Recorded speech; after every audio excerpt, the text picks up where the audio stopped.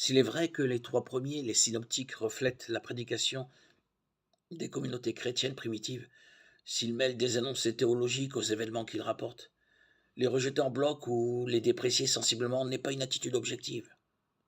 Leurs données sont en général fiables, à condition bien sûr de ne pas verser dans des interprétations pas trop fidéistes. Ils n'inventent rien sur le fond, ne sont nullement le produit de communautés fabulatrices. Leur socle historique est solide. Ils ont intégré la mémoire des témoins de la première génération.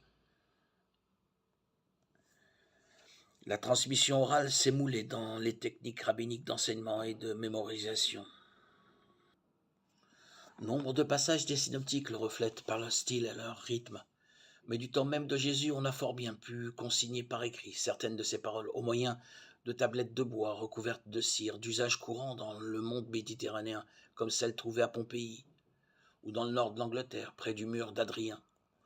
Aucun des 3 synoptiques n'émane en l'état d'un témoin oculaire. Leur origine et leurs relations mutuelles sont complexes. À en croire les premiers pères de l'Église, l'évangile de Matthieu s'est développé à partir d'un noyau primitif, écrit probablement en araméen par l'apôtre Lévi, dit Matthieu, alors que l'évangile de Marc reflète la catéchèse de l'apôtre Pierre.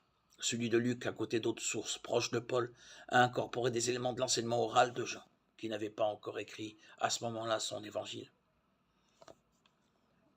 Qui est donc ce Jean, Yohanan, en hébreu, présenté comme le disciple préféré ou bien-aimé de Jésus, mort très âgé à Éphèse en Asie mineure.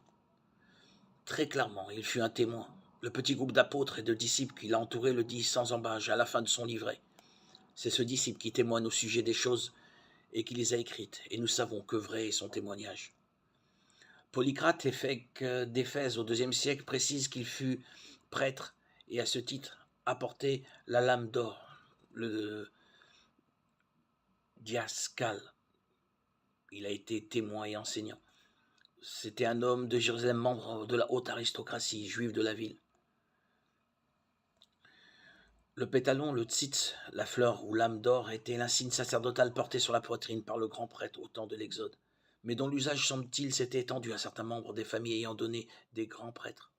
Ce Jean n'a rien à voir, comme on l'a cru à partir de la fin du IIe siècle, avec Jean, fils de Zébédée, pêcheur du lac de Génézareth, l'un des 12 choisis par Jésus.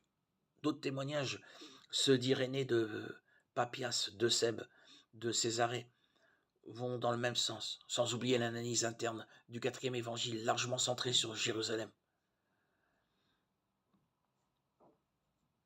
Un document capital, le canon de Muratori, datant du IIe siècle après Jésus-Christ, comme semblent bien le montrer les dernières recherches, explique les conditions dans lesquelles Jean, l'un des disciples, conçut son texte.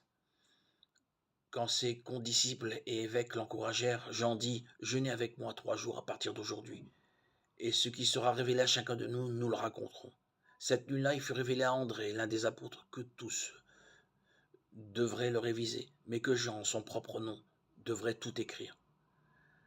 Jean affirme être non seulement un témoin oculaire et un auditeur, mais aussi celui qui a écrit dans l'ordre toutes les merveilles que fit le Seigneur.